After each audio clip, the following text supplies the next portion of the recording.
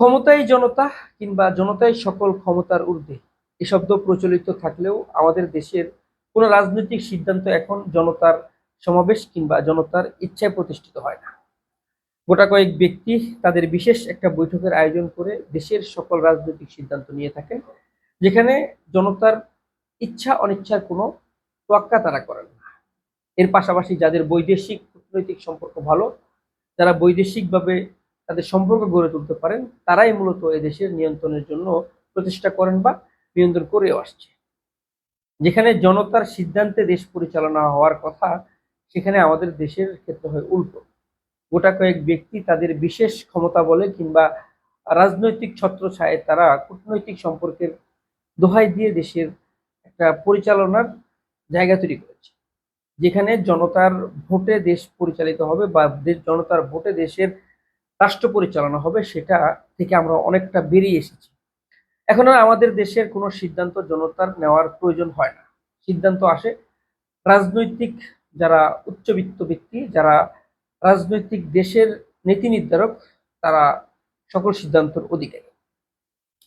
কূটনৈতিক বলা চলে বৈদেশিক যাদের সঙ্গে, বিশেষ করে যারা পশ্চিমা কিংবা যারা এশিয়ার যে ক্ষমতার দরকার হয়, সেগুলোর সঙ্গে একটা লেয়াজও মেনটেন করে আমাদের দেশের রাজনীতিটা পরিচালিত হয়। এটা থেকে আমাদের বেরিয়ে আসতে হবে, এটা থেকে আমাদের বেরিয়ে আসা উত্তম। আমরা প্রফেসর ডক্টর মোহাম্মদ ইউনূসের কাছে আহ্বান রাখবো, কোনো বৈদেশিক ক্ষমতার বলয়ে কিংবা বৈদেশিক সিদ্ধান্তে আমাদের দেশের যে রাষ্ট্র ক্ষমতা, সেটা পরিচালিত না হোক, আমাদের সেটা আহ্বান থাকবে। দেশের জনগণের যে ইচ্ছা আকাঙ্ক্ষা, সেটা প্রতিষ্ঠা করে আপনাদের মূল কাজ। জনগণ কি চায়, জনগণ কিভাবে পরিচালিত হয়, জনগণের সিদ্ধান্তে আপনারা ওই কাজটা পরিপূর্ণ করবেন, এটাই আমাদের চাওয়া। কোনো পার্শ্ববর্তী দেশের ছত্রছায়ায় কিংবা পশ্চিমাদের ছত্রছায়ায় কিংবা আমাদের দেশের যে সুবিধাভোগী ব্যক্তিবর্গ আছেন, তাদের ছত্রছায়ায় যেন আমাদের দেশের ভবিষ্যৎ পরিচালিত না হয়।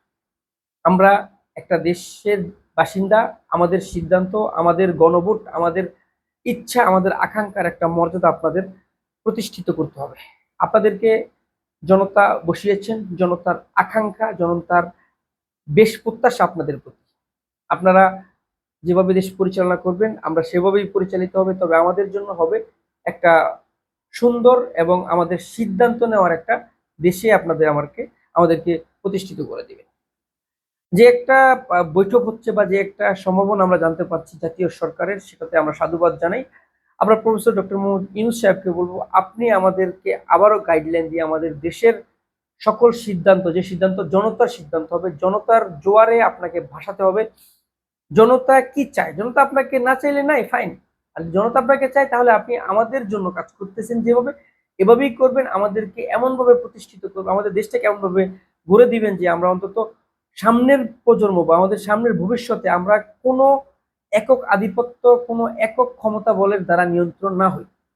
আমরা জনতা, আমাদের ক্ষমতায় এই দেশ পরিচালিত হবে। আমরা যেভাবে সিদ্ধান্ত নিব, সেটাই এদেশের সকল রাজনৈতিক নেতৃবৃন্দদেরকে মেনে চলতে হবে। বা তারা আমরা যদি আমাদের ভুল ত্রুটি থাকে, তারা আমাদেরকে সেটা শুধরে দেওয়ার একটা স্পেস তৈরি করতে হবে। কোনো সিদ্ধান্তে কোনো রাজনৈতিক ভাবে যাওয়ার যে একটা প্রবণতা, যাওয়ার যে একটা যে যুগ যুগ ধরে কালচার, এটাকে বেরিয়ে এসে এটা থেকে আমাদেরকে প্রাতিষ্ঠানিকভাবে বা আমাদের দেশের যে সকল জনতার যে একটা জনজোয়ার বা জনভোট বা গণভোটই যেটাকে আমরা বলি, সেটা এমনভাবে আপনি গড়ে দিবেন যেটাতে জনতাই সকল ক্ষমতার ঊর্ধ্বে থাকবে, জনতাই থাকবে ক্ষমতা।